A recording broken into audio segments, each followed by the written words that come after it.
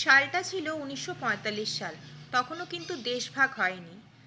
আমার দাদু আর ঠাকুমার মধ্যে বিয়ের কথাবার্তা হয় এবং যথারীতি বিয়ে হয়। এবার এখানে বলে রাখি, আমার দাদু আর ঠাকুমা কিন্তু তখন যশোর জেলার, মানে ওনাদের আদি বাড়ি যশোর জেলাতে ছিল।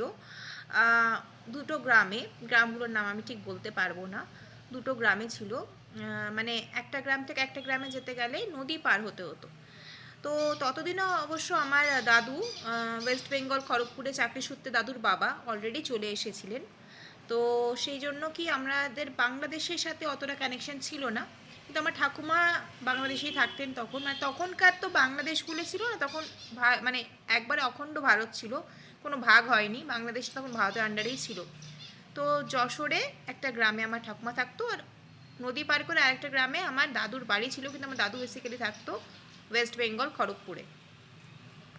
এবার যথারীতি ওনাদের দুজনের বিয়ে হয় এবং বাঙালদের অনেকেই এই নিয়মটা আছে, বাঙাল বাড়িতে তারা জানবে যে বউদেরকে বাড়িতে সন্ধেবেলায় ঢোকায়, বাড়ির ছাদ দেখতে নেই। এটা আমার বিয়ের ক্ষেত্রেও হয়েছিল, আমিও সন্ধেবেলায় আমার আগমন হয়েছিল আমার শ্বশুর বাড়িতে। তো এটা আমার ঠাকুমার ক্ষেত্রেও হয়েছিল যে সন্ধেবেলা আমার দাদু আমার ঠাকুমাকে নিয়ে তার বাড়ি আসছিল। আর সেই সময় ঘটে এই কানা ভুলোর ঘটনাটা। কী ঘটেছিল এক্স্যাক্টলি সেটা আমি তোমাদের পরের ভিডিওতে জানাবো।